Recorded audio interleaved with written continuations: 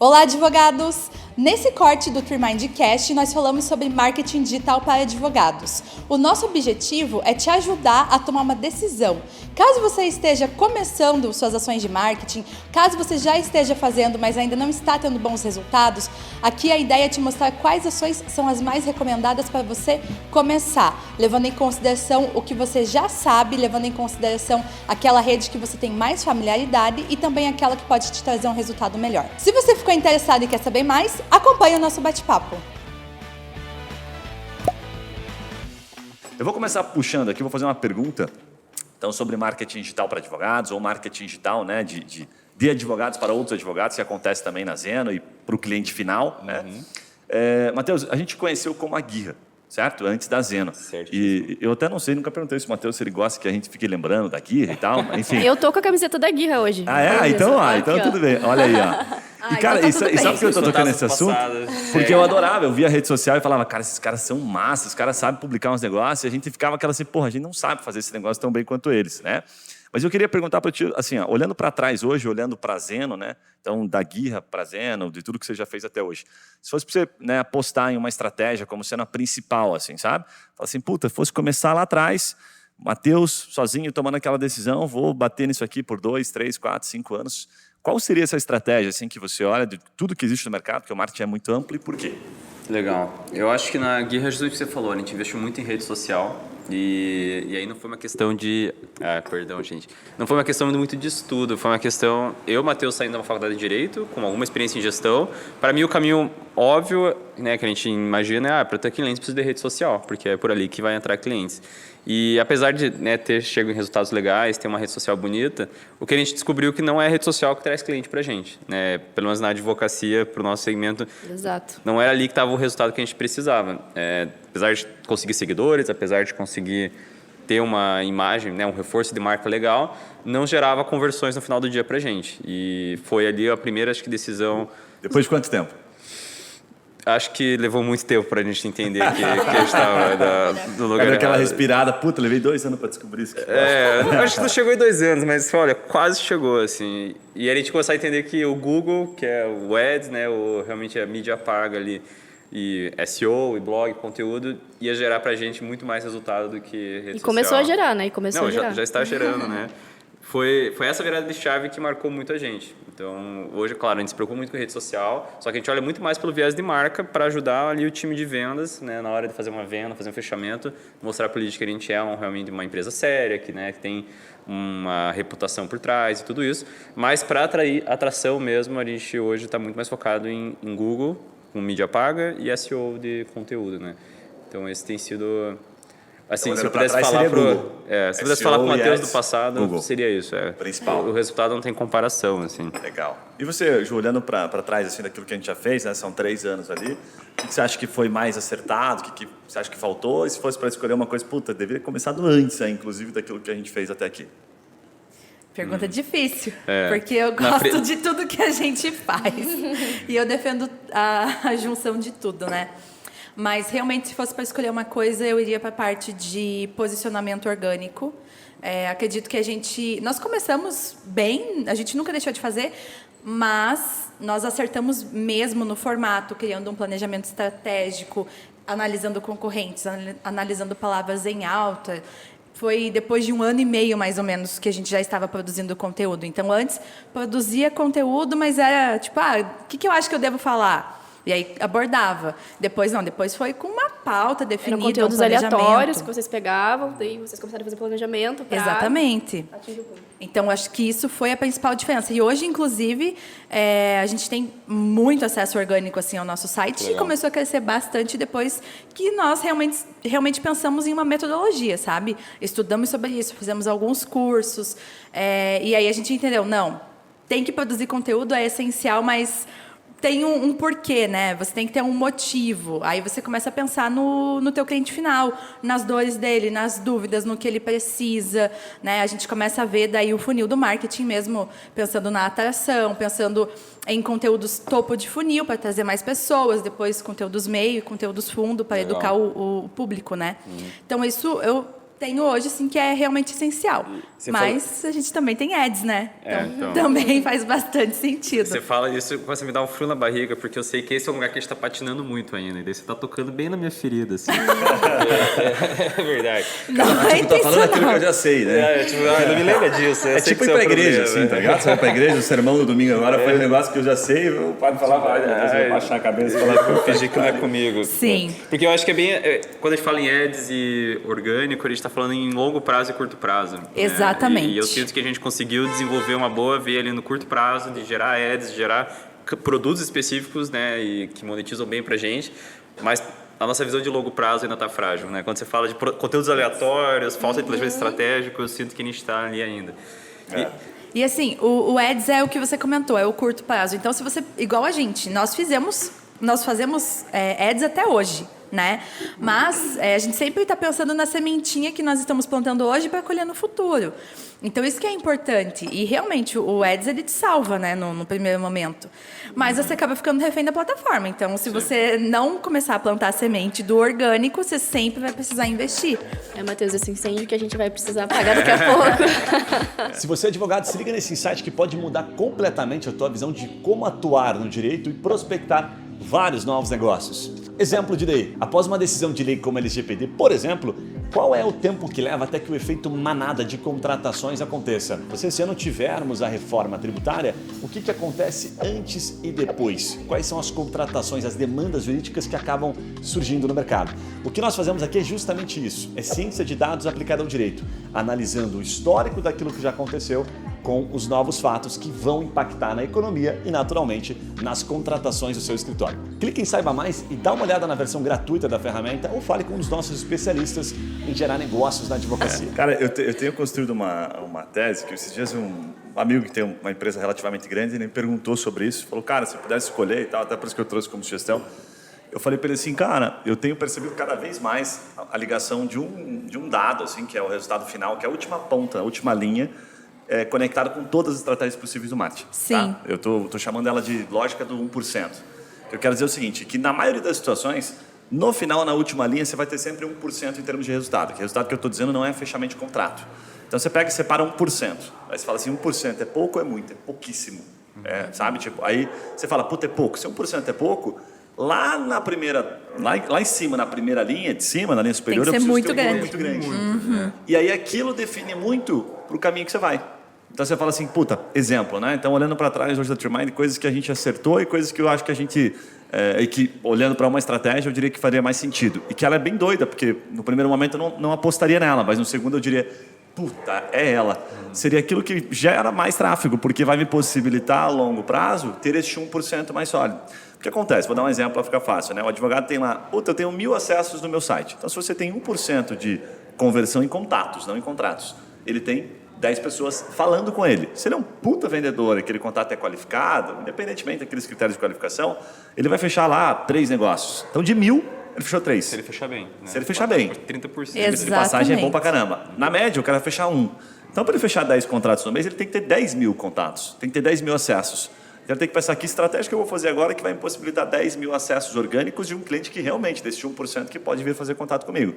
Então, a lógica do 1%, para mim, ela bate com tudo. Aí, vocês vão para e-mail marketing, que eu acho uma grande falácia que a RD Station, não é uma crítica à RD Station, mas ela construiu isso na nossa cabeça.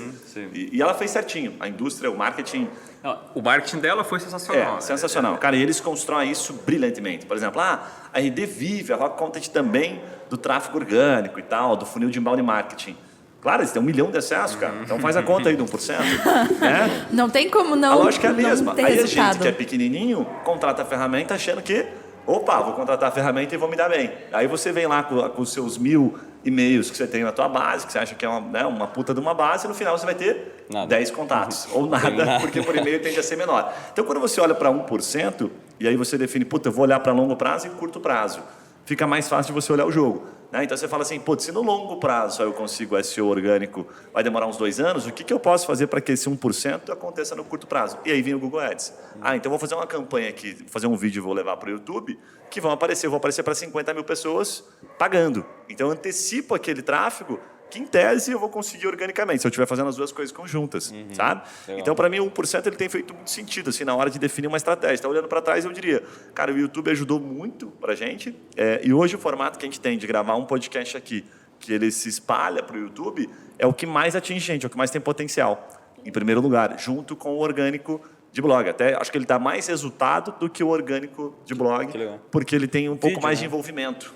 E vídeo é o futuro.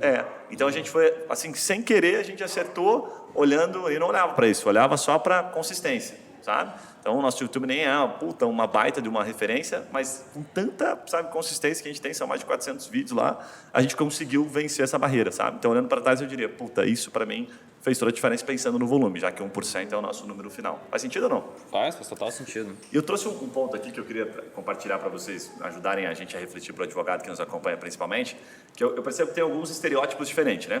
Do advogado que vai começar a fazer marketing. Tem vários que nos contratam assim. Tem aquele advogado que ele, de repente, tipo o cara do começo do ano para fazer a dieta, né? O cara não estuda inglês, não faz dieta, enfim, um monte de coisa. Não vai para academia. Não vai para academia, ele quer fazer tudo. No marketing é o cara assim que, ele contrata agência, agora eu quero fazer conteúdo, quero fazer vídeo no YouTube, quero botar no Instagram, quero bombar. Um cara cagado. Quer correr atrás do prejuízo. Esse é o primeiro estereótipo, fazer tudo de uma vez só. E aí ele, não consegue fazer nada. E aí é legal que esse cara vem, que a gente pergunta para ele assim, mas hoje você tem algum tempo sobrando para se dedicar um pouquinho? Não, cara, tô com a minha vida fudido. Daí você vai terceirizar 100% o teu estratégico, é isso? Vai deixar na mão de outra pessoa o estratégico que, em tese, é o que vai fazer o teu negócio crescer? Aí quando você faz essa pergunta, pois é. Sabe? Então esse é o primeiro ponto. É complicado que na faculdade de Direito eles não nos ensinam a captar leads, a captar clientes, a atender clientes, a fidelizar clientes, né? Isso é muito complicado. Então a gente aprende a teoria, um pouco de prática e é isso. E a gente sai da faculdade, recém-formado, sai da faculdade, e aí, o que eu vou fazer agora? Para onde eu começar, vou? Né? Então, né, ou ele vai para um escritório de advocacia muito grande, né, começa a trabalhar, ou vai para concurso público, né, mas se ele quiser ter o escritório próprio dele, como que vai funcionar? Como que eu vou atrás de cliente? Cara. Então, isso porque é muito complicado, porque direito não nos ensina a atender clientes, né? Não ensina a vender, né? Não ensina a vender. Isso que você está falando, assim, o começo da Guerra, onde foi a primeira experiência da Guerra com trazer cliente? O que eu fiz? Tinha um coworking lá no... coworking jurídico, que nasceu lá, um cara que alugava sala para advogados. Primeira coisa que eu fiz quando eu abri a Guerra foi, preciso de uma sala. Aí, aluguei, paguei lá, era R$200 por mês, eu acho, do pouco dinheiro que eu tinha. Eu lembro do primeiro dia, eu sentando naquela salinha que era minha agora, e dando aquele... E agora? E aí? Exatamente os clientes vão, isso. Entrar por onde? Vão bater na porta, né? Eu lembro ali, foi o momento que, sabe... a campainha, o cara desesperado já abriu a porta. O frenesi de abrir o escritório, sabe? Sair do trabalho, vou abrir meu escritório, não sei o quê, vai ser revolucionário, sentar ali... Isso dificulta muito a vida do recém-formado, né? Porque... A gente não pensa nisso. Eles não pensam nisso, né? Sim. Eles não pensam nisso. Cara, mas eu brinquei do estereótipo ali, sabe por quê? Porque assim, esse é um padrão que tem, que infelizmente hoje eu acho que a gente sente mais essa ansiedade maluca que a gente sente por consumir tanta coisa, assim, né? O cara tá o tempo todo no Instagram, tá no LinkedIn, tá o tempo todo consumindo, faz com que, principalmente o advogado mais jovem, que já nasceu no mundo digital, ele fique maluco. Ele fala assim, não posso só fazer Instagram, eu tenho que fazer YouTube também, eu tenho que fazer LinkedIn, e aí ele cria essa ansiedade maluca. Então, eu acho que quem vence o jogo no final é o cara que tem mais equilíbrio, que ele passa a entender, ele está nos ouvindo entendendo o seguinte, então eu tenho que começar por você está no zero, então você vai ter que começar no primeiro degrau. O primeiro degrau é você escolher uma coisa e fazer bem feito. Eu vou começar direto na rede social. Eu discordo da visão do Matheus aqui, que rede social não dá para ganhar cliente. Perfeito. Faça, mas fique pelo menos... O que eu recomendo, quando me perguntam, eu falo assim, não olhe para o resultado. Não olhe para o resultado. Olhe para a tua disciplina. Então, defina um número de posts, por exemplo, que você vai fazer. Eu quero fazer 100 publicações, eu vou parar para analisar. Os primeiros 50 eu não vou olhar nada. Só vou fazer para que eu me supere. Então, vou fazer 50 publicações, dedicando o meu melhor, porque você já vai aprendendo no próprio processo, né? Então, a hora que eu chegar em 100, daí eu olho. Será que eu continuo? Ou será que eu agora faço só uma manutenção disso e vou para outro caminho? Mas dar o primeiro passo. Mas esse estereótipo que você fala de querer fazer tudo, não é só do advogado, a gente sofre muito com isso também. A gente teve a reunião de conselho que a gente teve quarta, a gente discutiu um pouco sobre... Lá na Zena a gente separou 2 times, um de marketing e um de branding. Um que foca em curto prazo, em resultado, em produtos, em ads. Outro que está focado mais em marca, longo prazo e tudo isso. E a discussão essencialmente era que a gente não sabia o que fazer. A gente queria fazer tudo todos os times, né, surtando. Puta, a gente tem que começar a pensar em vídeo, tem que começar a pensar em como é que é, em assessoria de imprensa, a gente tem que participar de evento, a gente tem... E aí, né, um dos mentores, dos conselheiros falou, cara, que empresa que vocês estão, sabe, se inspirando? Tipo, que empresa que vocês acham que tem, né, faz tudo isso que vocês querem? A gente pô, Nubank é uma delas, por exemplo, né? Tem tudo a ver com a gente. O cara falou, vocês não são o Nubank. Pô, o Nubank Quantos funcionários tem o Nubank? Qual que é o orçamento deles? Começou, né? Porra, eles estão no IPO, né? O que eles já fizeram e tal. E ele falou, cara, vamos começar a voltar e pensar onde que o Nubank começou. O que ele fazia? Que nós estamos, que degrau da escada nós estamos. Exatamente, né? Que é o que a gente não olha muitas vezes, né? Não só o advogado começando, mas a gente mesmo como empresário e tudo mais, acho que a gente passa por isso também, usar uma inspiração longe da gente. Bem legal isso, cara. Tem uma lógica que eu aprendi, assim, que a Ju também veio dividindo esse aprendizado com a gente, que foi assim, a gente foi pegando, no começo, né, quando você tem lá eu, advogada, aí você contrata um estagiário para fazer teu marketing, daí você vem com essa ansiedade e fala, vamos fazer vídeo, vamos fazer Instagram, vamos fazer tudo. Cagada. Primeira cagada tá aí. Por isso que eu recomendo o cara chegar no primeiro degrau e cada degrau ser um ataque, assim, uma coisa específica ele vai fazer bem feito. Então, contrata um estagiário e faz só rede social. Ou faz só o YouTube. Nem que seja por um período. Só aquilo. E se torna um melhor, um especialista naquilo. Para depois que você atingir um certo padrão de qualidade, definir se vou atacar agora uma segunda frente e se tenho tempo disponível para aquilo. Por que eu estou tocando esse ponto? A gente, quando começou, tinha o mesmo erro, cometia o mesmo erro de, né, atacar um monte de coisa e não ficava nada muito bem feito. Aí eu comecei a entender um pouquinho assim, falei, puta, vamos começar a trazer pessoas para atacar especificamente um assunto? E hoje a gente tem. Então tem uma pessoa que só cuida da SEO. Ah, mas ele faz mais alguma coisa? Não. Só SEO, só conteúdo de blog, tudo passa por ele. Aí tem outra pessoa que só cuida da rede social, outra pessoa que só cuida do YouTube. Mas não fazem mais... Não, só isso. Então a coisa foi acontecendo a ponto de dar condição. E aí tem uma head que, puta, cuida dessas pessoas, né? Então você vai formando um time. Aí você fala, mas em que, sei lá, que degrau que a gente está? Talvez a gente esteja aqui, sei lá, no quarto, no quinto degrau de uma escada que tem um 100, né? E aí vamos colocar a Nubank que está lá no 100º degrau. Que eu acho que é quando você tem uma equipe de SEO, né? A gente contratou um menino aqui agora que eles têm lá, trabalhavam no SEO do Chaves da Mão. Mudando saco para mala, porque é super legal o aprendizado. SEO Chaves da Mão, o que os caras faziam? Já tinha conhecido a estratégia deles. Eles tinham 6 pessoas, 6 a 8, até mais, devem ter, só para backlink de SEO. Então, assim, você separa o SEO, os caras devem estar no 50º degrau, tá? Frente no Nubank, para fazer um comparativo aqui de 100 degraus. Eles devem estar no 50º. Chaves da Mão é gigante, o portal tem milhões de acessos. O que eu acho que eles entenderam, que eu acho que é massa, assim, que conecta com a tua dor lá, do conselho que você trouxe, é entender o output. A gente fala output assim, o que eu vou fazer agora que daqui 2 anos vai ser foda. Que eu vou colher, vou olhar para trás e falar, foi difícil. Olhando para frente vai ser pancada, é muito tempo, mas olhando para trás, porra, o que é 2 anos olhando para trás? É nada.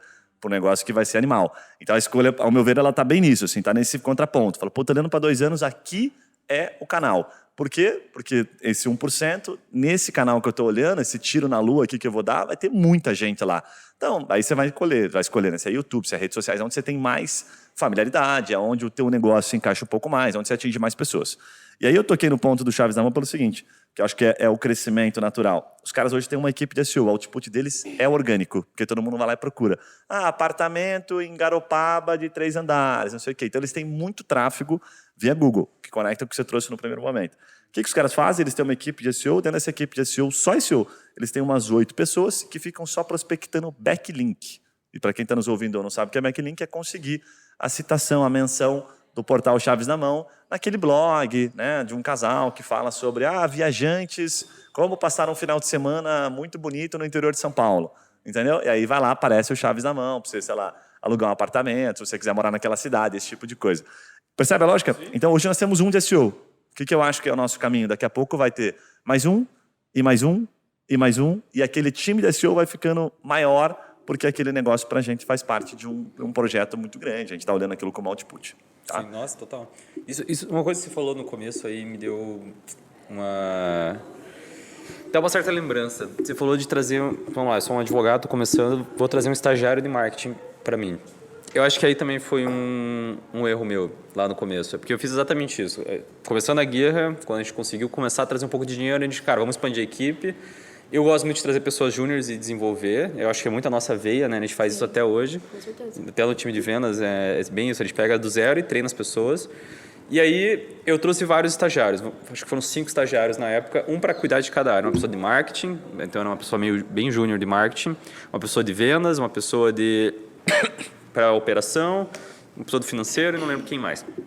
E aí, quem que prosperou lá dentro? Quem que virou chave, cresceu muito? As pessoas que eram de áreas que eu dominava. Então, o pessoal que entrou na operação cresceu muito, se desenvolveu, porque era uma área que eu conseguia mentorar e puxar essas pessoas. Agora, para o marketing, eu não manjava de marketing, eu não sabia nada disso direito, cheio de decisão errada, cheio de viés, e trouxe uma pessoa super júnior, um estagiário, e queria que ele tomasse decisões e fizesse um negócio decolar. Obviamente ele não ia conseguir, porque eu queria que ele tomasse decisões que, né, não estavam na capacidade dele, e eu não estava ali para mentorar ele. Hoje, se eu voltasse atrás... Botou um cara no barco com o reminho e falou, eu não sei remar direito. Eu também não, junto. Mas vai, você tem que chegar lá do outro lado, hein, velho? Se vira aí, negão. E a gente ficou pedalando no lugar, né, obviamente. Eu, assim, na época eu não entendia. Hoje eu olho, não era culpa da pessoa, né, coitada. Né? Fato. Foi erro meu como líder de trazer uma pessoa que não estava pronta para esse desafio. Para assumir o desafio, né? Uma pessoa muito júnior para carregar uma carga muito grande. Se eu fosse um advogado lá no começo na Zeno, o que eu faria? Cara, não teria trazido estagiário de mais nada, não teria pego mais ninguém. A parte que eu sabia fazer, vamos lá, eu seguro e toco, mas eu vou trazer uma pessoa de marketing que saiba o que está fazendo para me ajudar, ou vou contratar uma agência, ou vou fazer alguma coisa assim. Esse era o investimento que eu errei, demoramos para corrigir acertar, isso. né? Para acertar. Sabe que isso conecta com uma pergunta que um grande amigo meu de um escritório grande lá, dá até para falar o nome aqui, não tem problema, o Ian da Melo lá, eles têm mais de 100 pessoas no escritório, já foi nosso cliente. E ele perguntou para mim agora, num evento que a gente teve essa semana, Gui, quero retomar o marketing, mas quero fazer diferente, quero fazer com força, quero fazer um negócio para ficar dessa vez, sabe? Porque eles fizeram marketing por muito tempo, mas assim, aquela coisa que começam a não ver muito resultado e desistem, que é, sei lá, um 80% do mercado, né? Não só na advocacia, mas em qualquer negócio. E ele me perguntou, o que eu devo fazer? Né? O que você me recomenda? Eu falei, você quer que eu fale aquilo que você quer ouvir ou você quer que eu fale a verdade? Né? Ele falou, não, quero que você me fale a verdade. Eu falei, o que você quer ouvir é tipo assim, faz isso aqui, aposta no YouTube, aposta no Instagram, faz postzinho bacaninha, gera conteúdo de valor, que é o que todo mundo está falando. O que você não quer ouvir, que é o mais difícil, é assim, quanto tempo por semana você vai dedicar para isso aqui? A primeira pergunta, quem que vai comandar esse barco? Eu vou contratar uma outra pessoa. Não faça isso, cara, então terceirize, porque você vai trazer alguém de fora, né, uma agência que tem mais expertise, a não ser que você vai contratar um baita de um sênior aqui, vai te custar mais caro do que uma agência, provavelmente, sabe? Mas se você vai trabalhar, esse é o primeiro ponto. E aí eu abri um parênteses com ele, assim, que é uma teoria que eu acabei construindo, que assim, acho que o negócio ou a área da empresa, ela cresce na proporção do tempo que você dedica para ela. Então eu perguntei para ele, quanto tempo você vai dedicar? 1 hora. Da tua semana, quanto representa essa 1 hora? Ele botou assim, 2%, 5%. Beleza, então se crescer 2%, 5% ali, vai crescer uns 8% no mês, fique feliz, cara. Porque é o tempo que você está dedicando. Você quer que cresça 100%, se você não dedica proporcionalmente aquilo, se não tem ninguém olhando para aquilo, não, sabe? Não é mágica, né? E aí ele começou a pensar, já foi o primeiro incômodo. E o segundo incômodo que eu falei para ele foi justamente aquilo da teoria do 1%. Falei, cara, assim, todo mundo, os advogados, e é bem natural, que a grande maioria não vê resultado. Não vai ver resultado. Por quê? Porque o volume que atinge o conteúdo jurídico, ele ainda, na maioria das situações, é muito limitado. E ele é limitado porque o assunto é chato, porque o assunto não é convidativo para a grande maioria da sociedade. Então, ele vai ser atraente para quem está vivendo aquele problema, certo? Abrindo ou para os advogados. Explicar isso, muito advogado não entende quando você fala Boa. isso. Como é que eu explico? Fala, você segue algum contador? Você segue algum oftalmologista? Eu não sigo. Né? Tipo, por que eu vou seguir um cara que escreve sobre contabilidade, se eu não sou contador? Por que eu vou seguir um oftalmologista falando sobre o olho? Né? É a mesma coisa pro resto do mundo, pro direito. Só que nós, advogados, olhamos o que a gente faz, e eu sempre escuto gente falando, eu acho que todo mundo devia fazer faculdade de Direito. Tinha que ter faculdade de Direito no ensino médio, porque é muito importante isso, e não sei o quê.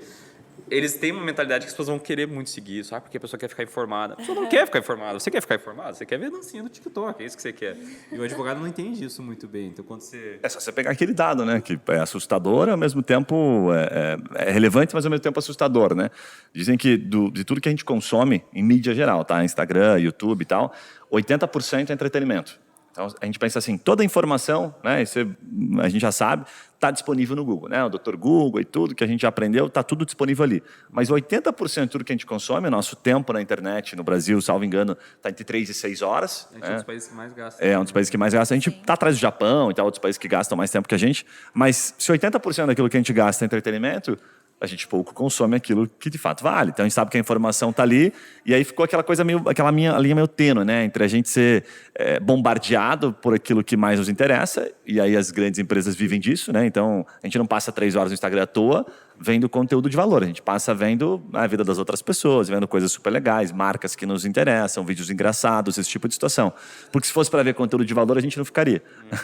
Né? Conteúdo de valor, quero dizer, tipo o LinkedIn, que tem menos conteúdo atrativo, mas quanto tempo você fica em média no LinkedIn versus o Instagram? Dá uma olhada no teu celular aí, né? E até o próprio LinkedIn está mudando, né? Tá indo um pouco mais para o entretenimento, né? Exatamente. Porque é o que vende, né? É tipo notícia ruim, né? Fazer a pergunta assim, tipo, tirando, vamos lá, amigos que você segue, família, pessoas que você conhece, tirando entretenimento, que páginas que vocês seguem, né, de realmente conteúdo informativo? Eu tenho, sei lá, páginas de gestão, comida que eu gosto de cozinhar, você também pode entrar em entretenimento, isso. Acho que de conteúdo para mim, sabe, aprender e tal, que eu sigo, é de gestão e poucas pessoas, né? Não tem muita coisa.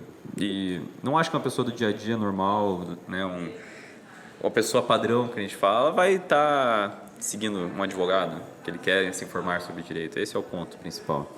Dentro daquela lógica, até para a gente daqui a pouco passar para o próximo bloco ali, eu queria que vocês dessem um contexto final, cada um desse um fechamento, assim, sabe? No sentido de falar, puta, acho que vai por aqui ou vai por ali. Opinião bem pessoal, bem abrindo, sem uma lógica, isso aqui é certo, isso aqui é errado. Até nada disso, aqui né? não tem muito... Não tem muito, e a gente não esconde nada. Mas eu diria o seguinte, dentro dessa tese do 1% que eu acho muito chata e muito dura quando você descobre ela. Para ficar fácil do advogado entender assim, o que eu recomendo? Eu não tenho ferramentas e não tenho a expertise que vocês têm aí, a facilidade que vocês têm. Uma lógica que eu já apliquei algumas vezes e vi que funciona. Exemplo, eu sou um advogado previdenciário, ok. Então a gente sabe quais são as mídias principais. Tem Google, tem YouTube, né, e tem rede social. Vou botar Instagram, essas 3 como principais aqui. Né? E tem o TikTok que está surgindo ali, mas essas 3 são as principais, supondo assim. Como é que eu sei se no YouTube é o lugar certo, pensando lá na frente, daqui uns 2, 3 anos? Então eu vou lá, procuro alguns vídeos relacionados ao previdenciário, separo numa planilhazinha os canais que mais têm inscritos. Então eu vou, né, descobrir canais que têm 300, 400, 500 mil inscritos, certo? Clico em sobre e vejo a quantidade de visualizações que esse canal tem. Aí você vai olhar lá e falar, puta, sei lá, o canal, por exemplo, da Ingraço, que é uma referência no previdenciário. Os caras devem ter uns 4, 5 anos do canal, talvez um pouquinho mais, talvez um pouquinho menos, e milhões de visualizações. Então, se aquilo ali, de visualizações, se converter 0,1, nem bate 1%, porque eu sei que eles têm bastante coisa, em contatos, você já vai falar, puta merda, olhando para frente é bastante tempo, olhando para os 3, 4 anos, mas a hora que eu chego lá, olho para trás, eu falo, nossa, o que me gera de contato aqui é sensacional. Então, eu vou muito para essa linha. Mas eu sou um advogado empresarial, né? Meu tributário, que é difícil. Você achou algum tributarista no YouTube? Que é, assim, que é top, que tem bastante inscritos, que tem bastante visualização? Não achei. Olha, se você não achou, tem 2 caminhos. Ou você é o gênio que o YouTube esperava, né? Você vai abordar o assunto, você é o contador que o iluminado chegou, o iluminado chegou, né? Você é o próprio, enfim, Moisés que estávamos esperando, fazendo uma brincadeira boba. Ou você, cara, tá vendo um negócio que, esquece. Você é o chato do contador aqui no YouTube. Ninguém quer ver essa porra. E aí, o que você faz? Sai do YouTube e vai pro Google. O contador odiado depois dessa. Entendeu? Vai pro Google. Agora vai no Google e vê. Tem algum site tributário, não sei o que, animal? Puta, tem. Descobri aqui com uma ferramenta gratuita lá, o SEMrush, vi que os caras têm 1 milhão de acessos. Ótimo, velho. Então você encontrou uma referência. Você pode, se você for o 2º ou 3º lugar, já tá massa. Né? E aí eu vou abrir um parênteses rapidinho de uma estratégia que a gente implementou. Por que a gente faz o SEO? Porque a gente viu o Sage, Aurum, os caras de software, que eles, né, abordam assuntos que hoje a gente aborda igual aqui no nosso site, no nosso blog, que os caras têm 1 milhão de acessos. Então a gente viu que tinha um 1º lugar. E se a gente ficar em 2º, 3º, 4º, tá de boa, já é um volume legal. A gente está chegando ali nos 100 mil acessos, já está contente. Sabe? Então você, né, já começa a galgar, mas você tem uma referência. Tá? A não ser que você seja, né, o Steve Jobs do negócio e vai criar a referência. Agora, no Instagram também, né? Você vai encontrar advogados que têm 100 e poucos mil inscritos e tal, mas talvez, se olhar para 1%, no final dessa conta, o volume é muito pequeno. Tá? Então, essa seria a minha recomendação, olhar para a referência para poder descobrir qual caminho eu iria. O que vocês acham? Para mim você falou tudo. Exato. Nem precisa complementar, não. Essa questão de você começar com uma e ganhar, tipo, é uma luta, né? Então, você começa com aquilo ali, você foca, né, naquilo ali, você vence a si mesmo primeiro, antes de vencer o algoritmo, antes de você vencer os outros, você precisa vencer a si mesmo, porque é a sua disciplina, a constância que você precisa fazer aquilo com frequência, para depois ir para os outros. E levando em consideração essa sua lógica aí do 1%, acredito que você vai ser mais assertivo se pensar dessa forma, né? Não é... Hoje em dia, muitas pessoas começam já com a rede social. Mas talvez a rede social não faça sentido para o teu público-alvo, não faça sentido para o que você quer transmitir, né? Então, talvez tenha que começar com o YouTube ou com o Google, mas realmente fazer esse estudo, essa análise...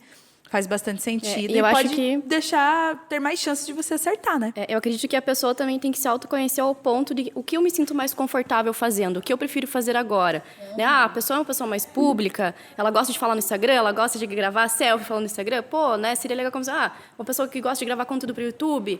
Não, prefiro gravar podcast, não quero aparecer muito, né? Prefiro criar textos, postagens. Né? Então, acho que vai muito da pessoa também escolher, cara, qual que é o meu caminho, qual que eu prefiro para me especializar primeiro. Bem legal. É isso. Do meu ponto de vista, eu tô olhando para a minha experiência, né? O que eu mais sofri. A gente, advogados, quando a gente sai da faculdade, como a Agatha falou, a gente não tem nada de base de marketing. E a gente cai nesse mundo, fica assustado, né? Zero. Qual que é o primeiro instinto que a gente quer? Não, eu não vou entender disso. Eu vou pegar alguém que consiga me ajudar. Seja uma agência, seja um estagiário, seja uma pessoa sênior.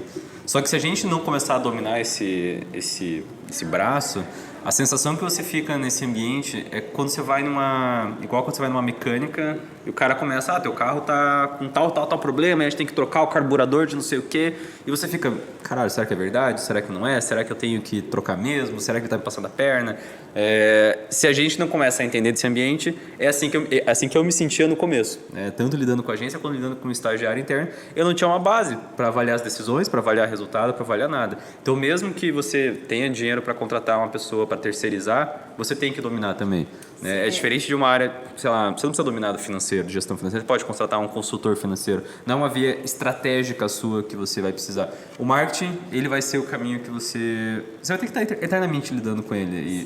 E eu começaria a estudar o mais cedo possível sobre isso. Marketing e vendas, marketing e vendas. As duas coisas estão conectadas. Ótima dica, né? Porque realmente, por mais que você... É o que o Guilherme falou no início, né? Você vai deixar todo o teu estratégico, todo esse crescimento que você pode ter na mão de outras pessoas sem você ter noção da estratégia, do que vai ser feito, né? Se aquilo ali vai trazer resultado ou não. Então, buscar conhecimento é bem importante mesmo. E aí, para execução, obviamente, você pode contratar agência, você deve contratar uma agência, o que vai fazer muito noção, melhor né? do que você, né? Mexer em ads. Eu não sei mexer em ads. Para você ter uma segurança, né? Você ter uma noção do que, estão entregando certo, não estão, é isso mesmo que eu quero, não é...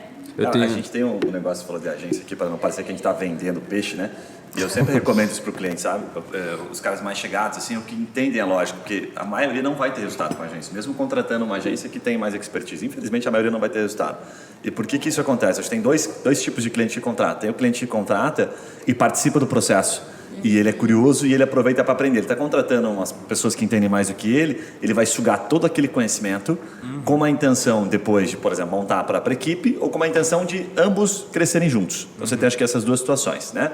E tem o cara que contrata e terceiriza 100% estratégico. Ele fala assim, cara, dependo de vocês para eu conseguir um resultado lá na frente. Então, ele terceiriza 100%. Se der bom, beleza. Se der ruim, tomei no cu. Então, ele está terceirizando o coração do negócio dele. Ele falou, cara, para que você está fazendo isso? Não quero.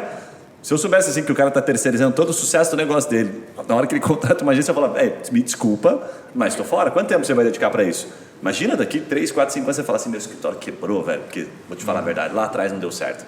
Você já imaginou? Então não tem como, a gente não consegue, entendeu? Ninguém vai conseguir terceirizando o coração do seu negócio para uma outra pessoa que, principalmente, não está lá do teu lado. Então acho que tem esse cara, mas o cara que acaba contratando e que suga a melhor parte, né? É meio até errôneo eu falar isso, mas para mim é o mais esperto. Porque depois ele aprende aquilo que você trouxe, conecta, eu aprendi aquilo que eu não sabia e agora crio a minha própria tese e vou seguir em frente. Com uma outra agência ou montando meu time interno e tal. Então eu exploro só os melhores dois mundos. Até perguntar, mas para você é o melhor cliente que tem. Com certeza. No processo, ele vai te ajudar a construir... Dois caminhos, né? Sim, exatamente. Mesmo que ele saia, ele vai gerar resultado, vai gerar sucesso, sabe? Então ele consegue, ele faz o time crescer e tal. Em todos os sentidos é melhor, sabe? Legal. Então se ele montar uma equipe lá na frente é bom, mas se ele não montar, ele continua com a gente engajado. Então é o que acontece hoje. O cliente que engaja fica. O ponto é esse, é entender que o marketing de vendas é o core do seu negócio. Não é uma atividade que você consegue terceirizar tem um BPO financeiro, só contas a pagar. O marketing, a agência não pode ser vista como um contas a pagar, que você vai só mandar para lá. Ela é um troço que você vai ter que estar envolvido, ela é um braço seu, né, uma expansão sua muito muito relevante para o dia a dia.